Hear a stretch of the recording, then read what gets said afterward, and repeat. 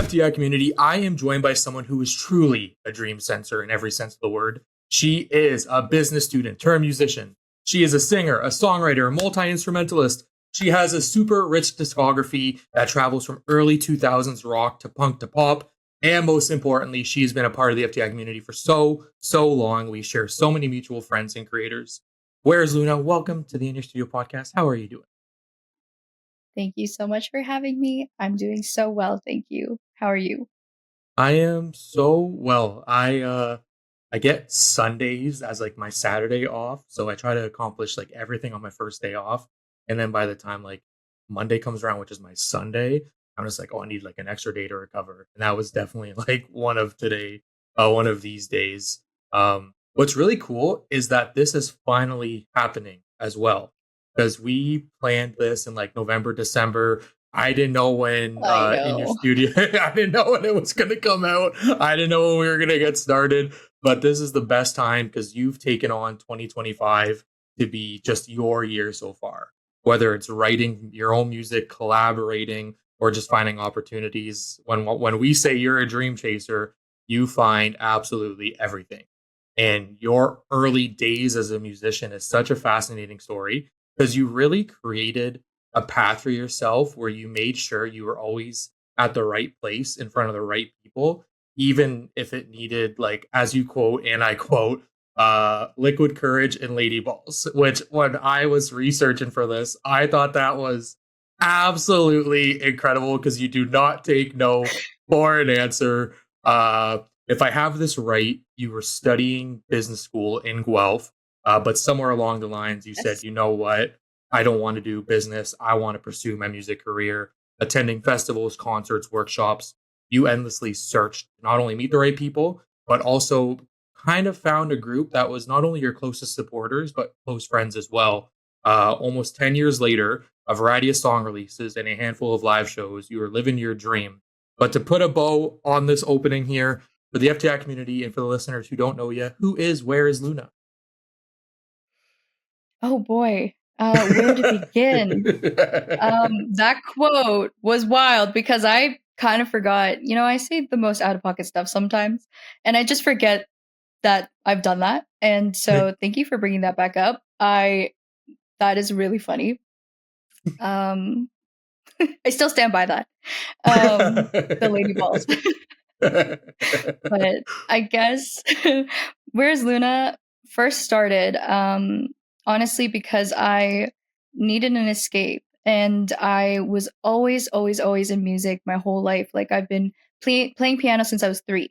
So it's always been a part of my life, some way, shape, or form. And then I guess when I started exploring different types of music and listening to different types of music, I really resonated with like the early 2000s punk and like that rock scene. And it was just like the lyrics especially is what stood out to me. And my very first music love was Paramore, and Understood. Haley Okay. Williams, just her voice and her lyrics, just like there was something that clicked in my brain. I feel like I could feel I could feel her lyrics. I could feel the pain, I could feel the emotion, and it just resonated so much with me. And I fell in love with music that could do that to somebody and like help people feel something, whether that was feeling a sense of um like a almost like a relationship in a way, not relationship, but relation, feeling like you have somebody there and they're with you, whether that's what you're going through a hard time or just like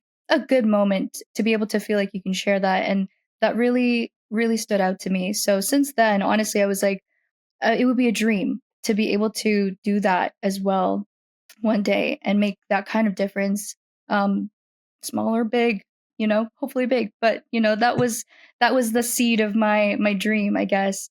And so since then, I think I had picked up guitar at around like 13, and I've been a guitar girly since. And while I was learning guitar, I was also learning how to songwrite. I was always writing, period. Like I've always been a writer, I guess, like of poems, if you will, when I was younger. Although don't ask me to revisit what I wrote back then. Um, I cannot guarantee what kind of things I wrote or the quality of the material, but we had to start somewhere.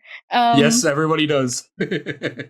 yeah. So I was like writing back then when I was like 13 and also like learning guitar at the same time. So I guess it just kind of went hand in hand. And I used to live in a small apartment with my mom, my brother. And so when I was learning how to songwrite and like trying to write my own songs, it would always be at a time where I kind of needed privacy, which didn't happen. So I ended up always writing on my balcony at like ungodly hours, like 2, 3 a.m. So I've always been a night owl because I've like forced it into myself because I'm like staying up just to be able to get to write. Yeah, yeah. And like singing really quietly on my balcony and like writing like lyrics and stuff. So I kind of always like joked to myself that like my audience and like my friend, my like only friend at the time was like the moon because I'd be singing on my balcony staring up at like the moon. So that's kind of where Luna came from. That and also my mom's name, funny enough, is Moon. Oh, And amazing. so, Amazing. yeah. So, and like, there's just like a whole bunch of things all together that kind of, I guess, is the right word, amalgamated or whatever, like where lots of things kind of gave me influence into what made Luna the idea of what feels right to encompass something to put into like a word, I guess. It's like this is my new chapter of music because my mom always encouraged me to like pursue art and when I was younger, like in a sense of like I need to have a creative outlet. She put me in lessons for music for a really long time.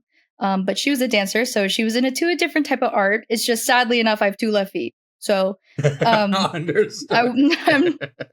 I'm not that kind of arts, but my mom always wanted to be in some sort of art. I guess she was just hoping for the other thing, but here we are.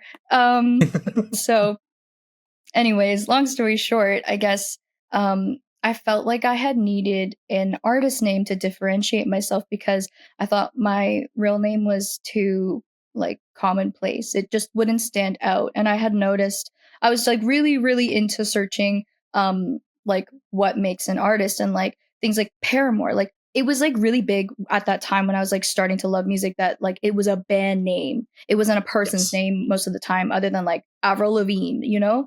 Yeah. So like I was thinking of names, so to speak, to like encompass like me and my music persona. So I had that like, oh, maybe Luna would be really cool. I like always write at night and like I'm a night owl and like my mom put me in music when I was younger and like stuff like that. So that's just kind of how Luna first started. But then as I was in school, I unfortunately wasn't allowed to choose what I went to school for, which is why I ended up going to school for business. I took accounting. So midway through, I thought, you know, if I don't enjoy it this much, imagine how I'm going to feel when I'm out of school and I don't even like studying it. Yeah. So that Yeah. was me having my pre like quarter life existential crisis, and thinking like I need to make sure that like I find a way to carve my own path to be able to do music if this is what I think um, feels right to me in my life. And so I was thinking of ways how do I just step into the music industry here? Like, what does that look like? You know, how do people start out? What are other people's stories? Like, I just didn't know because I don't have, at that time, I didn't have anybody in music. I didn't have connections or friends that were going into the music industry that the part of it that I wanted to at least. Things like that. So I started going to any and every event and panel that was at least free or very cheap. And like I would bus from Guelph, like a go Yes. bus, Yep. all the Yep. way to Toronto. Like on weekdays, weekends, I would go to at least one minimum. I would try every single week, sometimes more than one. It would be really exhausting, but also like I knew that I had no idea what it was like and I wasn't even taking music business. So I knew that when you go into any sort of schooling or industry or whatever, like you have to understand where to start. And I didn't know that. And it's like very gate kept. So Yes. is that the right word? Gate kept, Yeah. Yeah. but whatever. Yeah. No, I The get what people you're saying. Yeah. people gatekeep a lot of stuff, right? Especially in music industry and like where to go from A to B. And like I just knew that to be able to step foot I needed to know what it was like, what I was getting myself into, and like learning um like how people sort of start out. So I just like went to learn and like ask people, hey, like, how did you start? What's your story? That kind of thing. And my goal was to at least talk to like one person at every single event I could, especially a panelist if I could, just to like understand what it was like for their journey.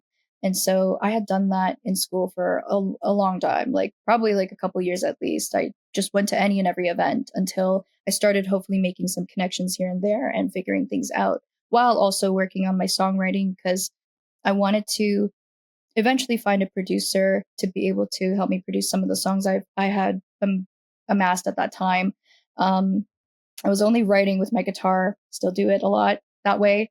Um, but I guess that's at that time when I started to release music as Luna. It was always getting placed on other people's discographies because it's just a Yes. common artist name and like other bands and stuff. And it was such a hassle to email all the time being like, hey, like it's done, it's doing it again, where my discography is like over there and some random like folk indie musician, or like there was a rapper one time, like, I was just like, no, it's not me. We're not doing this. Not even close. We're not doing this. So it's like this was like so often I had to be doing this. I was like, okay, something's got to change. So, um, I really sat on it for a while because I really didn't know what to change my name to. And then I always like make jokes where like undiagnosed ADHD, absolutely. But like I was just like, my mind is always everywhere. And like sometimes I always also joke that like I run on two brain cells because like my brain is just the lights are on, no one's home kind of thing.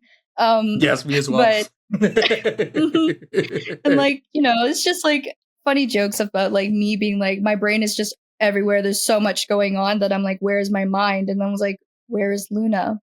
That's how. Yes, And so, that and is honestly, that's perfect. how. Sorry. No, no, I was just saying that was perfect. That's perfect. That makes all sense. Thank you. Honestly, I feel like I figure out a lot of the mess in my brain by writing too. Like writing helps me sort out so much of my emotions, and like when I feel um I guess emotionally congested or just like my brain feels that way too. I just sit down and write, and it just helps me get everything out that I need to in that like in a musical way in like the most raw form I can, because it just kind of like word vomits out into a song sometimes, or parts of songs. And so it just like made sense for me to like piece it together that way. So Do you find with your mom being a dancer that like you wanted to take on any art because it's like a form of expression, whether it was like expressing how you felt on the inside, what you were influenced by, like Paramore, like as long as you were doing something that had like you involved in a creative outlet, you're like, I'll be fine whether it's known publicly or I just keep it in a journal. that's a really good question. I don't think I've ever been asked that.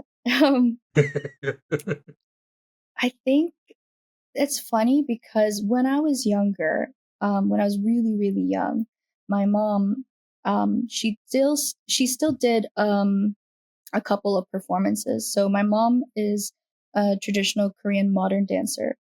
So it's very like different type of dance. It's not like, like, hip hop or something like that, but Yeah. like it's very like cultural. And so it was a different type of dance. And so I remember watching a couple of her performances when I was really, really little. And it was really cool to be exposed to her expressing her art and like being able to be immersed in like something so creative at such a young time. Yeah. And I think I didn't really realize how much it has shaped my way of thinking, because just seeing how much my mom loved it and like being a creative person and like seeing that like you can do that and express yourself in a way that's like different is really, really cool. And I think that did open my mind up for sure.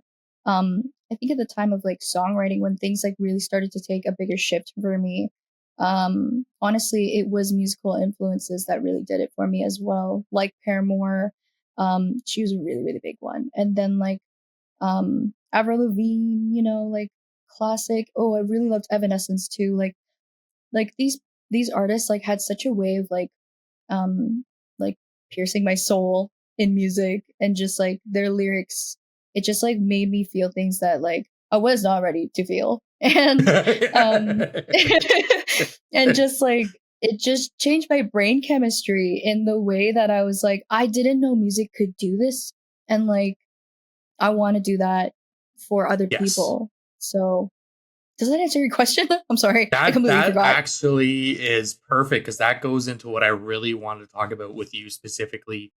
Because earlier on the Creator of the Weeks, we talked to a guy named Average James, and he kind of makes music with the same idea that you do, where it's like really expressive, really personal. And I myself am a big sucker for songs that like tug on heartstrings, have emotions that I didn't even know I could feel. Folk rock is where I find myself really feeling that. Like artists like Medium Build and Rainbow Kitten Surprise, they can really paint pictures to like how you feel, and you didn't even know you felt that way that day. You're just like, I needed this right here, right now. I'm gonna go Mhm. 10 kilometers slower in the speed limit to hear one more song. Uh, because I feel like the artist is talking directly to me. In your world, you Mhm. navigate your music in the exact same way with themes like self-discovery, mental health, and just like talking to the listener. Why is that like Yeah. important for you to like convey in your music? Is it your goal ultimately to make sure the listener feels like you're making the song directly for them and it's like a personal conversation? Um, Great question, first of all. Um, Second, very thought provoking. I think, to be honest, I think this stems from how I first fell in love with music, because for me it was such an emotional connection, and it impacted my thinking like, wow, I didn't know music could do this, and like how it could make me feel this way, and like um just like I don't know, just like feeling the way that it was so vulnerable and raw, and it didn't, especially with punk, because punk is like very like, I don't give a fuck, I will, Yes. like, I'm gonna share what I want to share, I'm gonna say what I'm gonna say, and it doesn't matter if it's like ugly or like hard to talk about, like this is just reality of things. And I think I loved that so much, because it was so badass. And like I think growing up too, my family is very like conservative with their feelings. Just like traditional like Asian cultures is like very like tough in terms of like expressing emotions and like being vulnerable in that sense. And it's a lot about like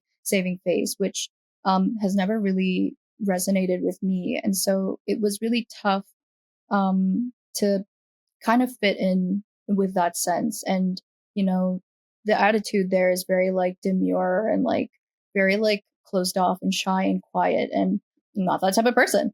And Yes, me as and well. so, and so and so if you can only imagine when like I'm having arguments, or like when I'm just like existing with family and I'm just not that kind of personality, I just feel like I stick out a lot. And like um I felt like I was just very different all the time, because it just made me feel like I didn't because I couldn't fit in that mold. And so I knew I wasn't like that, and to make myself be like that or even pretend to be like that never sat well with me. And so I guess hearing punk music and hearing how it's like, I don't care what you think, you're going to be exposed to this, I'm going to talk about this, I don't care how you feel, but this is what it is. I was just like, I like that. That's I need me. more of that. Exactly. I was like, my people. So honestly, that was a huge thing for me when it clicked. I was like, people can do that. Like, wow, I want to do that. Like, can I be you when I grow up, please?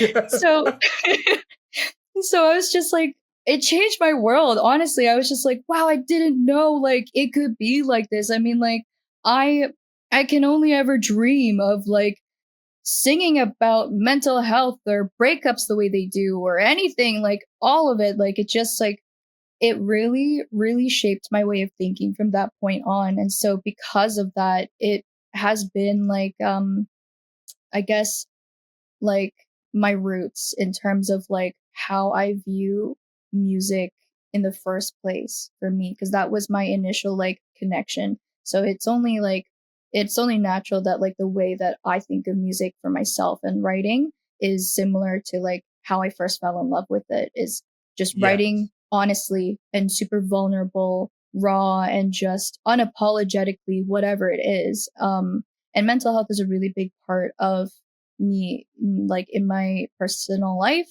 and music too, just sharing the things I want to share. Especially because like when I was younger and like I first found music that way, it I didn't know what therapy was. I didn't know what like taking care of your mental health even was at that time. And that was like my therapy, like however cringy that sounds, but like that was my therapy to feel like, wow, music can help me feel like I have somebody with me. Music is something that can help me feel um like calm. Like Mhm. I can listen to it, feel like I'm getting the expression I need to out at that time, and like resonate, and also like evaluate my own things sometimes because I'm hearing the way that they're going through things too. All those things, it just like helped me a lot in that sense. And I felt like because of the vulnerable lyrics, just I really wanted to be able to, I guess, give back that way too. Yes. And it's almost like, as you mentioned, like music being like a form of therapy. I've always viewed it as very similar, where it's like unlimited therapy because like there's so many artists telling like so many different stories and the emotions they can convey. And you're like, yes, like a 100%. Whereas an actual therapist is there for one person, but they also have like a clientele of like 30 to 100. So you don't feel as connected with your therapist because you're there for a reason. Whereas music, you Mhm. choose to put on, which is actually pretty awesome to hear too, because it's almost like when you create music with like that like outlandish, unapologetic, you're really conveying that message to other people who felt the same way as you. Because I know growing up for like a lot of us, and I'm sure you can relate, is like you're almost kind of like put in a line where it's like you need to kind of like follow suit, act this way, talk this way. And then the moment you kind of put your foot out of the line, it's like, we're not used to this. What are you doing right now? And I remember when Mhm. I launched FTI, to some people it was out of the ordinary because they're like, why does Matt want to know about other people? Like, why does Matt want to like interview artists and get to know artists? Like that's so out of like his bubble. And I'm just like, it makes sense because that's always what I've wanted to do. It's just nobody ever really wanted to do it as well. So that's why it like stuck out like a sore thumb. Um, with your music, with like songs like Out My Head, Bad at Love, Ghost of You, and the collaborative single Keeping You with Mindy Sounds and Wednesday, they're not only standouts in your discography, but they also like it shows like it's really generic and cheesy to say, but like an evolution of who you are while keeping like the sound but enhancing it next release to next release. We just talked about it with it's kind of like the infectious energy of pop with the raw edge of like early 2000s punk and rock. Um, talk about the early days of like conveying those emotions you just spoke about into making sure that the music you put out, you're like, I would listen to this as well if I wasn't the person performing it or creating it. Um, Sorry, can you repeat that question one No, more you're time? I'm so you're sorry. all no, you're all good. When like do you roll with your music when you took on like the early 2000s rock and like punk and pop? Do you think you wrote it in a way of you want to start it here, but it's just to kind of get you to the genre you want to end up in, or did you just stay in your own lane the entire time? No matter if you made the music and you would listen to it, would you also listen to the same music if it Mm. was done by somebody else? I would absolutely listen to it, no matter what, I Yes. think. I would like Yes. to think. Yeah. So there's that. But I think in terms of like the different genres in my discography, I guess like that's something like I kind of always think about, is like I was once told a long, long time ago, in the very beginning of like me going to like different panels and things like that. And I had asked somebody about like how they view music and people who kind of go through like pockets of genres and like over time and like change genres and whatever it is, or just like kind of flip flop through whatever they like. Um and they had once told me this one person told me that basically it doesn't look like you're serious if you don't stick to one lane, sort of thing. Yes, and so that kind of Understood. always so that kind of was always in the back of my brain, but me, I I always wanted, first and foremost, my ultimate goal is being a songwriter, whether that's for myself, other artists, or, wherever the song might go. My top priority in music, I guess, as a goal is songwriting, because I just that's just Mhm. me. I'm always a writer. So that being said, I love all types of music. So for me to only pick one genre to write in, just that piece of advice felt so limiting to me at that time. I was like, Yeah. oh my god, like how am I supposed to pick one when I love everything? So I I was like, oh, I was really worried because I was thinking like I just love so many different types of music, and I still listen to lots of genres. Like it's so hard for me. Like every day, if you were in my house on a fly on the wall, you'd be like one day I'm listening to like, I don't know, 305 by Bryson Tiller, and then the next day I'm playing like Avril Lavigne's like Complicated. Like it's just, you know, Everywhere. everywhere. So like it's just like it just really depends on my mood, and like also just like I take inspiration from so many areas of music that it's just like I can't limit one. That's an impossible Yeah. question, or an impossible, not question, but like an impossible thing to do for me. I was like, how to do that? Don't know. My brain was like, I just like thought about that for a long time. And like when I started releasing music, I was like, okay, I guess I'm just like gonna be general pop, and like different subgenres of pop is fine, because I guess I can kind of shift this way and this way, but as long as I'm still under pop, because I think I'm most definitely a pop girly. Um, Yeah. but I guess since then, I've come to realize that I think if you're true to certain things in your work, it doesn't sacrifice like quality. Like it's Mhm. different if you were trying to do another genre just to be like, oh, because country is so popular again, I'm gonna maybe jump I'm gonna into do it. Yeah. country. Yeah, like it's like that's a completely different reason. But if you're like, I've always really loved country, and I have roots that like I used to listen to so much country like in this period of time, and like I suddenly have written country, and it sounds like it's something that I would really love to release. That to me is like, okay, because it's genuine, and because it's Mhm. not for other reasons, it has a piece that is like it's really genuine Authentic. to you. I feel like it's very authentic. So like I don't see that as like, oh, you're just trying to get on a trend and like do whatever you want in music. I see that as you're multifaceted. You have so much, there's so many layers to you. You can do whatever genre. As long as it's authentic to you. I don't see a problem in that. So I guess like in terms of like my own discography, when especially when I work with Zayn, like he that man, his brain, I would just love to pay whatever amount it would be to sit in his brain, to Yeah. understand how his brain works.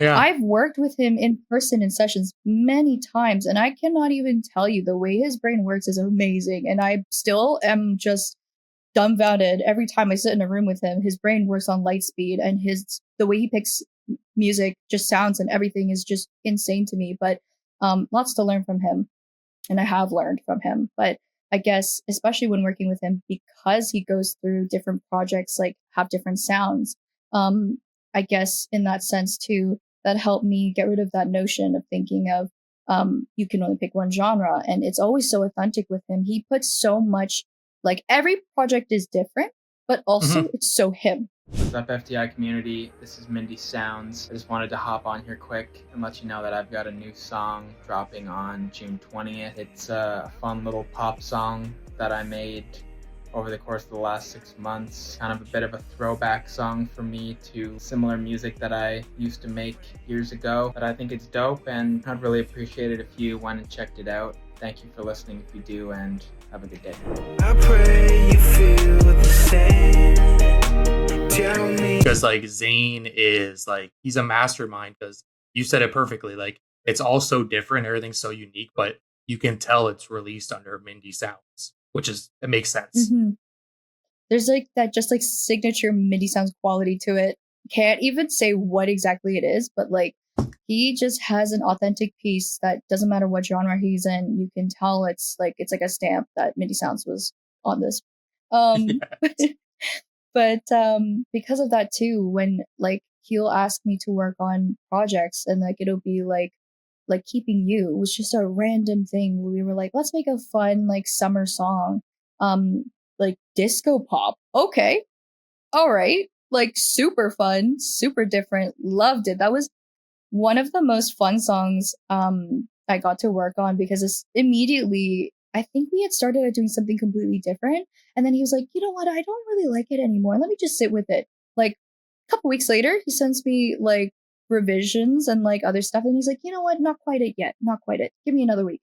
Sends me back the instrumental for Keeping You. And I was like, This is okay, it. this is it. I think this is it. And it was honestly one of those moments where it just like came so quickly too because it was so fun and like I don't even know. It was also just like it was supposed to be fun, like not so serious kind of thing. It came so quickly, but that was a lot of fun to write on. And then we have something like Out My Head where it's like more rock pop and there's also Faces on the Internet on his other project. Just like so many different genres and like I guess getting to work with him has also shown me that like you can you can still have your piece of you, your authentic piece of you in whatever genre. It's just like it's what feels right and like as long as it's genuine, like it can still be something really cool. So um I guess when I first started releasing music, I was very much in more of my super like more like traditional pop kind of phase or like even um I guess I first started doing like more electronic pop even. I don't even know if I Mhm. can call it electronic pop, but just like super pop. But as I kind of like went away from it, I found myself always like thinking when I'm writing just with my guitar like in my room, I'm like why is this so like rock and like traditional to like what I first started listening to. And I realized it's because like that's I think more authentic to me. So when I'm releasing more music, I'm thinking like, you know what? I think what fits me the most or to me what feels like me the most when I release music is sticking to those like rock pop and like the punk kind of sound. So for my own project, that's why I especially now am leaning very heavily rock pop and punk pop. And like it's as you mentioned, like you're in pop, but everything you're saying, oh, this sounds like rock. This sounds like something I enjoy. It's like your silent inspirations are forming the music you'll make. And I could be entirely wrong, and please correct me if I'm wrong, and I will take no offense to it. But I have such a hard time learning from a professional teaching a course because they're teaching a classroom of everybody wanting the same information, but everybody in that class wants it in a different way to line up with their vision. So for the instructor, no, like he's very talented, of course. That's how he's in the position he's in. That's why he can teach the class he teaches. But to kind of tell like a class, like, hey, you got to like find your one genre and roll with it, it kind of defeats the purpose of expressing yourself and like creating art. Because on the flip side of the coin, with Zane has a unique sound and a unique style, yeah, but he travels the music world and everything sounds like authentically him. So when you guys collaborate, it's almost like you guys are in you guys are in the same boat, but you guys are also bringing so much into it where it uh, flows really well. I remember it was 2021 September. It was out my head. I just started talking to you. I just started talking to Zane through Couch Apparel, Dylan, and I remember I was like, "This is like that early 2000s rock you would really want to hear, but you would really want to hear it done right." And that's what that was. And then you released Quarter Century Pity Party, I believe it was, and you Oh followed yeah. suit. And I was just like, that is crazy because it wasn't like a one off of inspiration. It really showed me and the FTI community at the time your sound. Speaking of Zane, I don't know if you listen to the podcast we have with him. Your and Zane's, like, I guess, initial meeting and connecting is so crazy because you guys met online and then it turns out you guys almost lived on the same street. And the world working in that way is like, it's meant to happen. From your I perspective, know. talk about meeting Zane because that's such an interesting story. Yeah. I honestly, like, every time I think about that, I still am pretty, like, I just can't believe that is truly how we grew up because, like, it just feels like such a small world. It's insane. Like, I think initially what happened was he had reached out to me on Instagram. And so we connected over there and I really, really liked his stuff. Um, and I guess like he was like, oh, I have something that maybe we can work on. It's like, okay, cool. Like at that time I hadn't really had any other collaborators that were successful.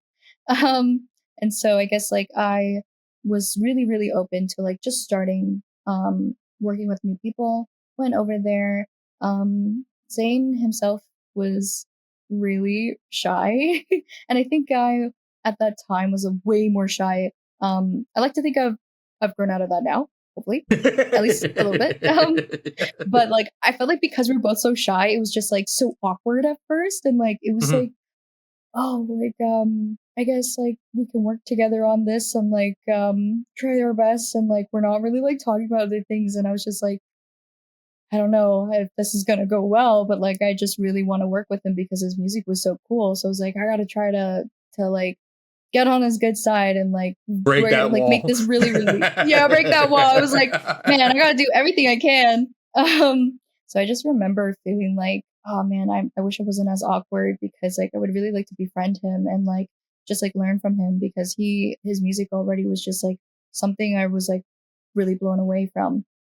And so that was really funny. Come to find out, like I don't know, yeah, like 2 years into working together at this point, that he actually had grown up in Aurora. And so and which I had moved from before I went to school in Guelph, because I moved to Guelph for university. So before Mhm. leaving for Guelph, I was in school, like in high school at Aurora High. Like I think I lived there for a good like I don't know, at least like 6 years or something like that, maybe more, but like we were there at the same time. So me thinking like we're like so close to each other and I was like, where from Aurora? Where are you from? And he was like, oh, this street. And I was like, uh like that's like a street or two off from where I was. Like I lived right across from Aurora High School, so I was just like we were practically neighbors and like we didn't know.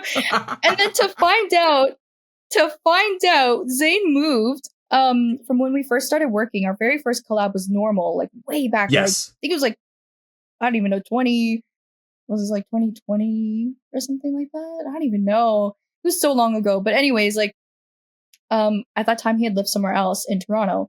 But a couple years into when we were talking about like where we lived in Aurora and had just found out he is from Aurora too, he's actually my next door, like he lives like a 10-minute walk from me, like right now. So Yeah, we're still yeah, neighbors. So it's yeah. really funny. We were neighbors back then, didn't know it, but at least we know now and we're neighbors now. So yeah. So Oh, man, it's just so funny. Like I'm like, this is just so funny. The way it works is hilarious to me because I'm like, we're literally have always been neighbors, minus like the time we went away for school, but like we've been neighbors for a long time.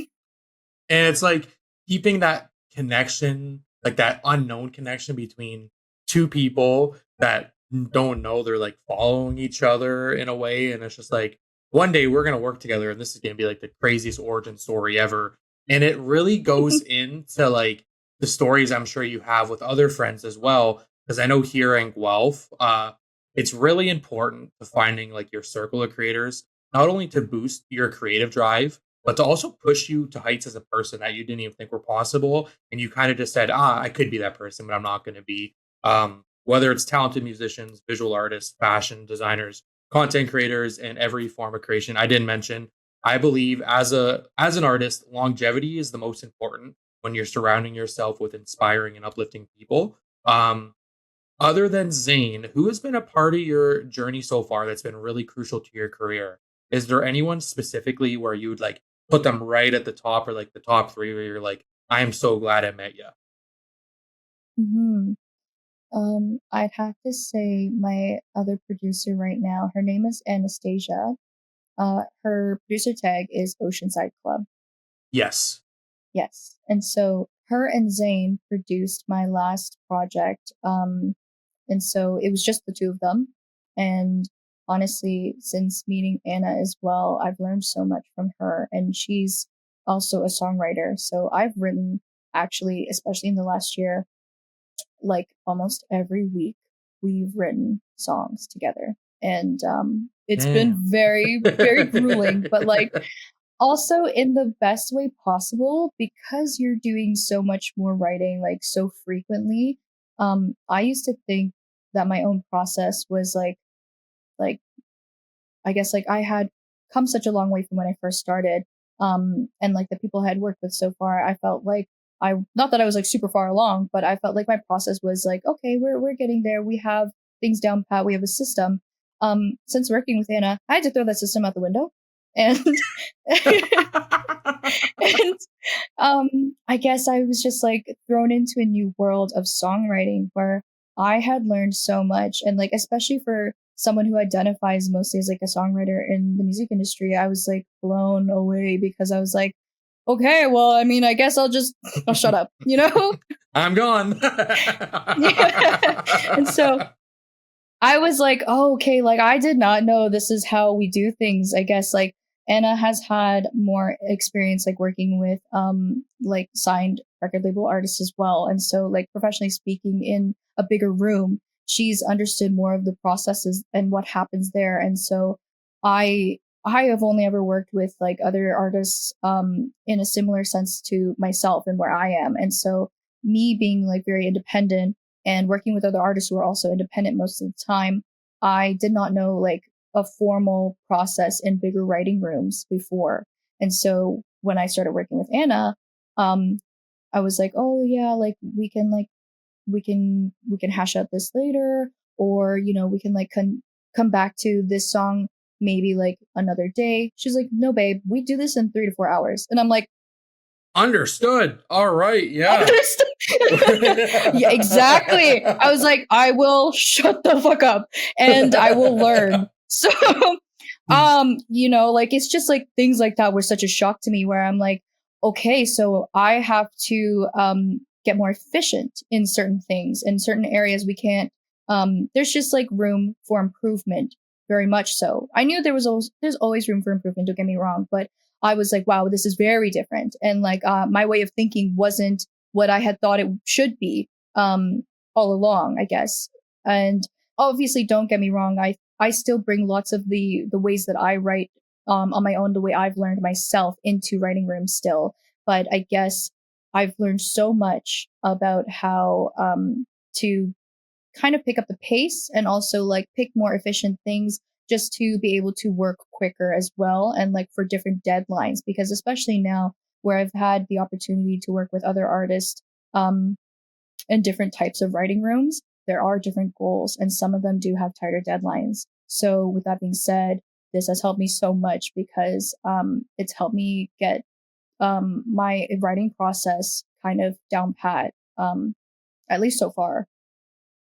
Do you ever experience, and I'll start this by saying like this comes from more curiosity compared to like Cena's frequencies, for example. Like he'll visit some songs like a year later because he knows he hasn't lived life enough to finish the vision he had in mind.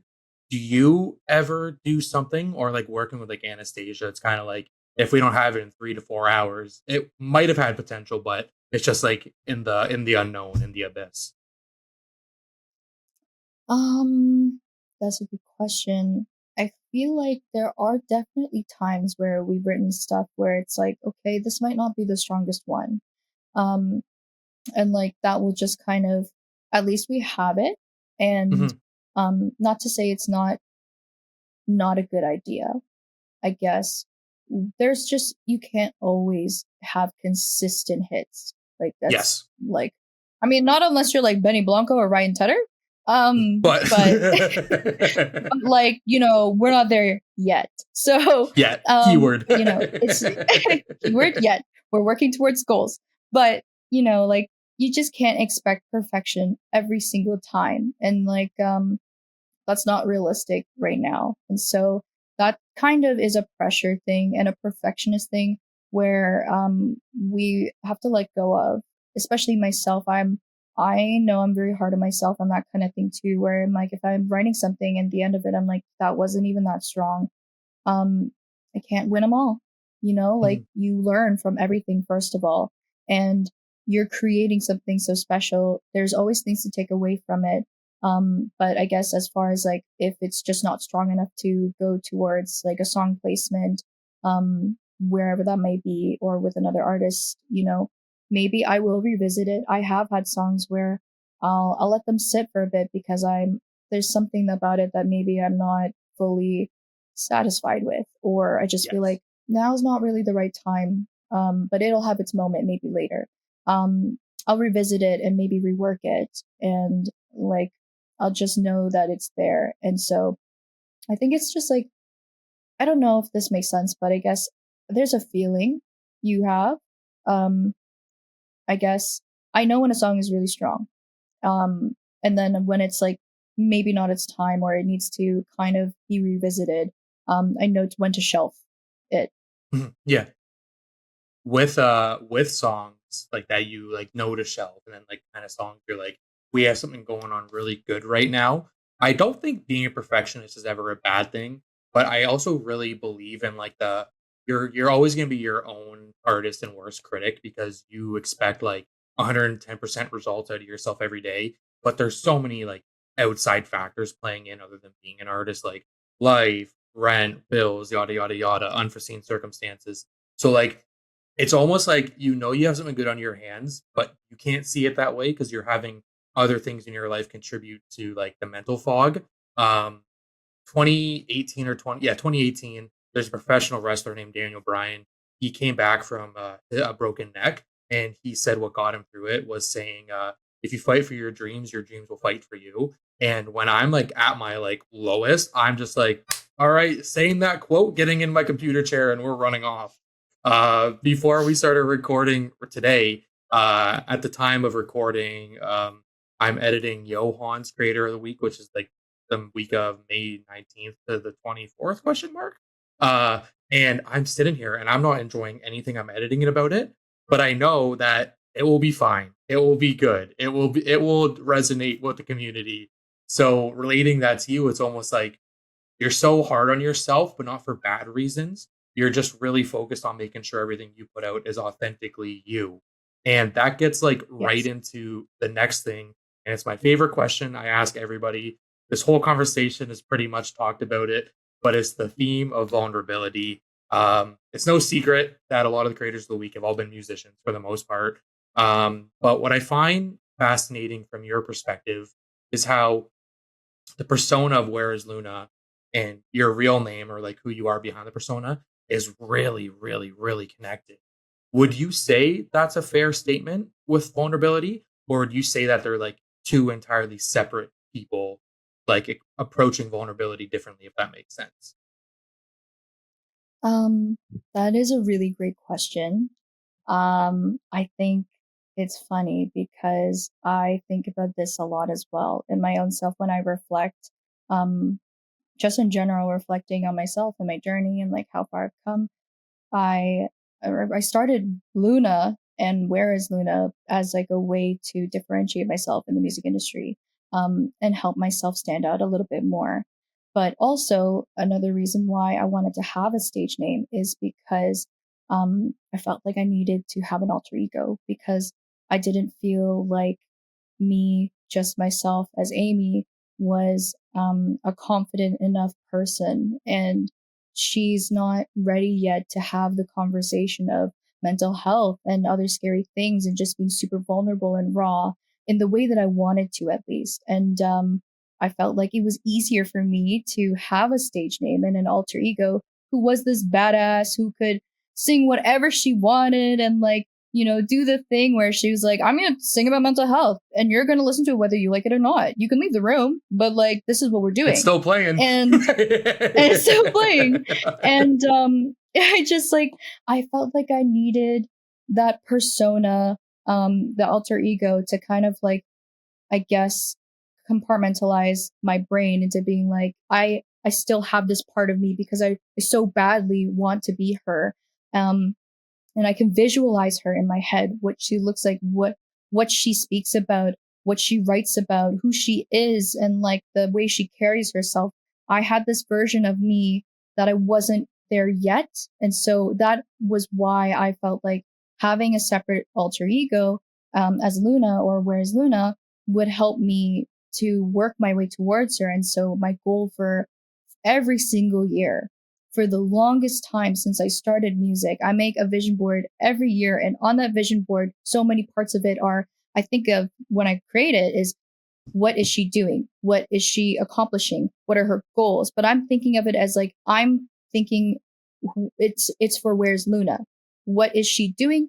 What are the things we are going to be doing in that sense? What would she be working towards? And so I'm always reminding myself, working towards that goal every year, of how to step into her and be Yes. her. And so I think safe to say that it is no longer an alter ego. I feel like I have over finally some time have stepped into her. And so that's also why when I am in industry events, I like to present myself as Luna professionally. Or like Where's Luna is a mouthful. So I still go by Luna, but so many people still know me as Luna and they don't know my Govey. And so it's really funny. Yes. And so until like you have a real conversation with me and like kind of talk more deeply, I guess lots of people are late to find out that my name is Amy. So anyways, to answer your question, I had to separate that for a while because it was something I felt like I had to work towards. And now that I finally feel like I'm here, I guess that was the end goal. Does I that answer appreciate everything? that. Sorry. So no, like I really appreciate that because like it almost like for so many people and for like people listening right now too, it will really put into perspective that the future self you're working towards knows they're going to be that person eventually. And Yes. with you, for example, like although Where's Luna was like an alter ego or persona, it was still something you were working towards, and it was an achievable Mhm. goal because you believed in it and you saw the vision, as opposed to like throwing a pin at a wall and hoping like you get there. But like you had a Mhm. specific way you want to do it. Many roadblocks, I'm sure, many things went left, right, and center during the time, but you still like stayed strong to how you were eventually going to get there. And now that you say you're there, it's almost like when you do like a looking back at it, it's like, wow, like the journey has probably been the greatest for you.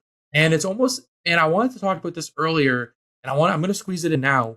Living in Toronto probably helped that so much because there is something going on Sunday through Saturday, every week, every night. There's always something going on. Do you ever find people where you can kind of see them as a older version of yourself and like that confidence aspect? Like, the way they present themselves on stage is who they're working to be behind the stage name. I guess by the way, I hope I answered everything earlier. I feel like I have Perfect. ADHD, so while I'm talking, I'm like, did I You're answer the so question? good. Okay, Everything cool. is so great.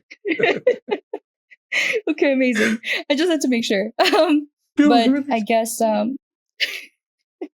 guess yeah, I feel like as cheesy as it is, I guess the visualization aspect is huge because I'm a firm believer in A, manifestation, and B, just if you can see the goal, it's attainable. You just have to figure Yes. out how you are from point A to get to point B. You make a system of goals and you can work your way through them. You just have to think about how you can get there. But that was really how this happened, is because I made it a very, very prominent goal every single year, especially starting music and taking it seriously. This was one of my biggest goals, is to step into who I wanted to be and how I wanted to present myself. And like I knew that I wasn't comfortable with who Luna was in the beginning, because I knew that there was like parts of her that were there, yes, but I was like, I'm not, I guess, in my final form, if you will, so to speak. But I feel like that, not like, I guess uncomfortable might not be like the best word, but like it just felt like there was something missing all the time. You know what I mean? Yeah. And so I knew that like working towards that, now that I'm here and I feel very comfortable with like who I am and what I stand for and like the way I present myself, it just, I guess, it was, I've already seen it. And it's so cheesy. I'm trying not to make myself cringe, but like I I saw that version of me back then.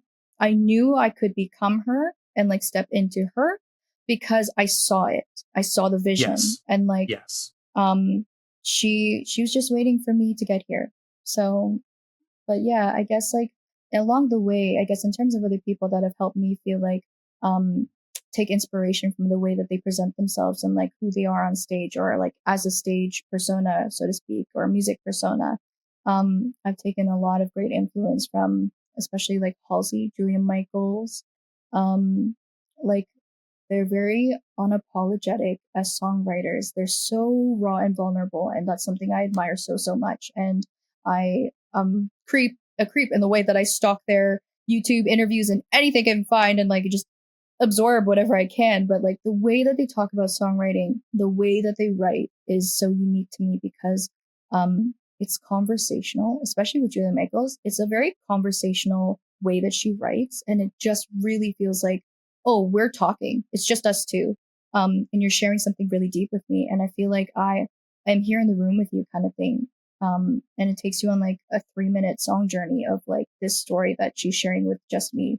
And I was like, especially like that is something that helps me think about how it shaped me in the way that I want to present myself writing wise, and like the way I work. And so those kind of things. And like Halsey is just, she's so punk. Like the girl just writes whatever she wants, and she's like, you can like it or not, but I'm gonna do it anyways, and I'm gonna talk loudly about it. And I love that so much. Like, oh my god, like the way that she's so unapologetic is like, man, I just love, especially like Nightmare. And she talked about like women's rights, especially at the time of like abortion and everything, and how it's such a big problem and everything. Just, I love how she's like, she's just unapologetic. She's like, I want to speak about it, so I'm going to speak about it. I'm This gonna is a yeah, problem. yeah, We got it. Yeah, she's like, I just love it so much. And it's just like, it's helped me admire that about herself, or it's helped me admire like the way that she presents herself. Um, and just like how powerful songwriting can be. So that's also what I look towards when I'm thinking about like, okay, as a songwriter, it's one thing to look at yourself as an artist and a musician, but the way that you write your lyrics and the things you want to speak about is so important to me too. And so that's why I really look up to Halsey and Julia Michaels for that reason. Do you find that like way down the line, that maybe you want to be that influence or that inspiration for not even people in like music, but just like as creatives in general? I mean, I would really love to. I'd rather love to be any positive influence if it can help somebody feel like they can become more vulnerable and have inspiration in any way to speak about something they would like to speak about. Like, I'm all for that. And I try to encourage that as much as I can, because I feel like that creates such beautiful, raw pieces of art. You know, like that's a true, genuine piece of art that you created that means so much to you and probably somebody else. And it's like unique experiences are so valuable in that sense. Like I feel like those are what create the most special, like special music, special art, everything. Like when it becomes something so raw and vulnerable from a real thing that has happened to you, or something really important in your life, I feel like that is the most genuine, authentic piece of art that could possibly happen, right? Yeah, because like the reason like someone creates art is to like express themselves. And I find that like Exactly. if you're able to hold those values and not be like consumed by like a trend or like consumed by like a quick hopping on a bandwagon to get like publicity. You'll always find your own success as an artist. I believe success is a different definition for absolutely everybody. Because when you present an idea or you want to be an independent artist, like a family or a friend, they always go right to, oh, they just want to be super rich off it. They just want to be super successful off it. And 9 times out of 10, the person just wants to express who they are. They want to create, to say they're a creator, and they want to put their words out into the universe.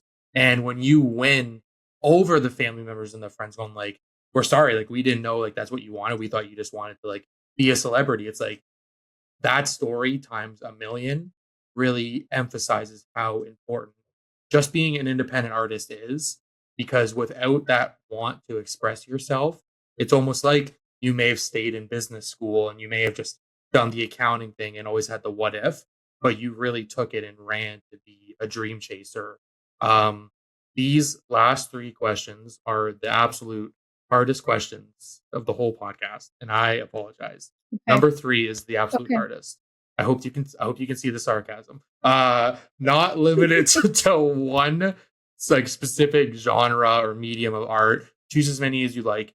Put the FTI community onto something you're enjoying right now, whether it's like music, film, fashion, anything, whatever you're enjoying. Oh, that's a really good one. That's tough. Yeah. The three toughest to end it. It's gonna be music, but I think there's actually two albums right now, or like two projects right now that I just like have on constant rotation. They're not necessarily new, but it's just the songwriting piece of it for me is huge. So there's Amelia Moore's Teaching a Robot to Love. I think that's what the EP is called. But it's this really, really cool project, and it's about this, obviously about a heartbreak that she's like basically saying he's a robot. And it has really, really cool sounds. Like it's like really cinematic, and it has like literal sounds of like construction and like beeping and like stuff like that. Like it's just like and robot thing, like robot factory things or whatever. But like it's just so unique to me, and her writing is so striking because it's it just like paints a new picture of heartbreak, and like it's just set in another, it's the same thing set in a different way but so uniquely put. And so that really really stands out to me even to this. Like I've listened to it since it came out, and I'm still listening to it, and it still just blows my mind with like her songwriting, and like you're put in another world of listening to it. So I really, really love that project for so many reasons. And then I also really love Emails I Can't Send by Sabrina Carpenter. The writing on that album is amazing. And Julia Michaels is on that songwriting credit, like up and down, the whole thing basically. But the writing in that is just so good. Again, it's about heartbreak, of course, and, you know, another way to tell heartbreak, but just like the conversational piece of writing heartbreak just feels so like she's talking to me.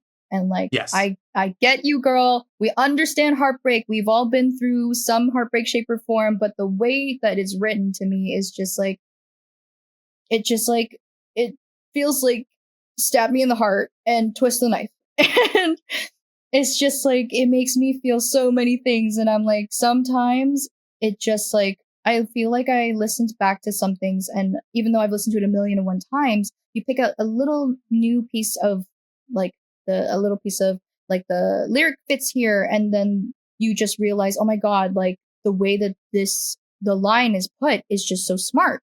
Just like you pick up new pieces of information every time you listen to something again and again, and you just like, wow, it didn't click then, but like it's clicking again now, or it's clicking now. It's just like things like that for me. It's just something that like I find that I'm constantly finding new pieces of information that I'm like, wow, I didn't recognize this when I first listened to it, like probably the first 100 times. But here we go, listening to it once again, and I'm like, that was such a good line. The way that this fit, or like the structure of it, or blah blah blah. Because I'm kind of a nerd in that sense, where I just like love songwriting breakdowns and everything. I'm like literally studying how their songwriting is, and so for me, I really geek out on that kind of stuff. But anyways, those are two. It definitely like reflects how dedicated you are as well to figuring out ways to portray how you're feeling, but also being inspired by like people who may have not like from their perspective may have not even wrote it the way you're perceiving it. But that's art. That's Mhm. amazing. That's art. This next one, Exactly. and we just had somebody say I wasn't mentioned when we asked the previous creator of the week. I'm not gonna add them because of privacy. So you can name one or you can name 10 so we can avoid this situation again. Name an independent artist or collective in your circle that you want the FTI community to check out after they've finished your creator of the week. Um, I an independent one. Or honestly, just somebody in your circle where you're just watching them succeed and you're like, everybody needs to know about you. Since we've already talked about Zane and Zane has been a creator before, I'm gonna have to say Anastasia.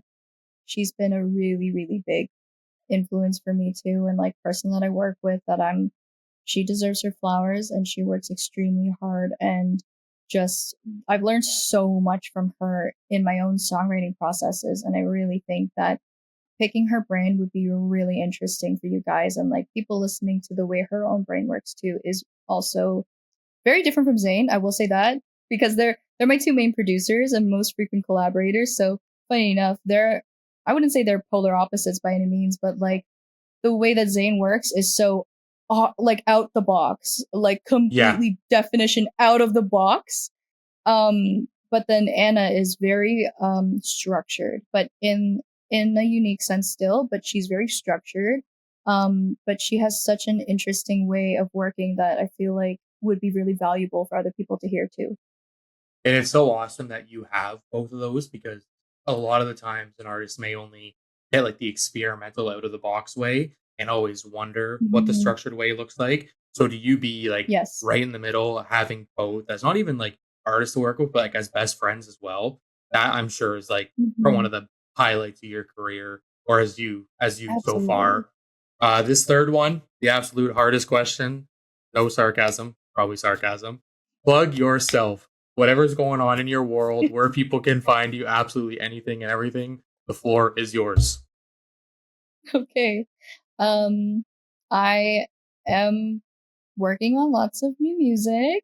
I think this year there might only be one single coming out, but I did release a whole project last year and a couple singles. There's lots of music, and you can find that on all streaming platforms.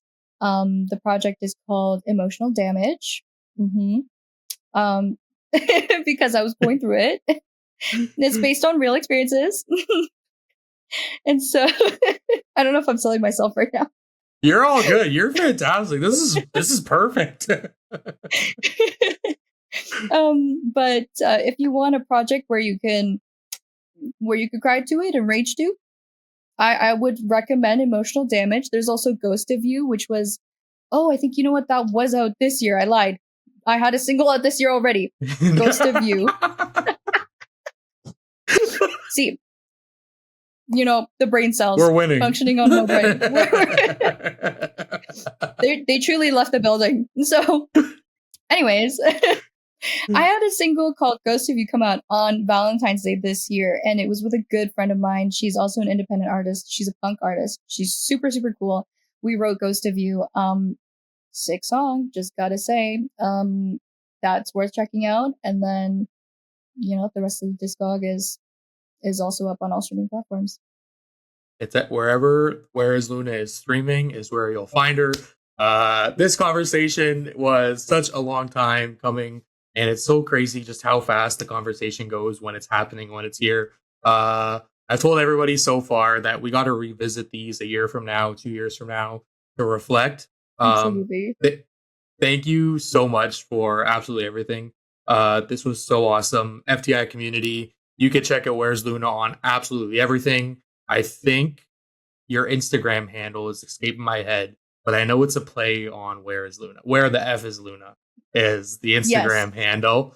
And yeah, I hope everyone has as I say, a great drive to work. Listen to this while sleeping, but don't listen to this while you're driving to work and sleeping. Have a great night, guys.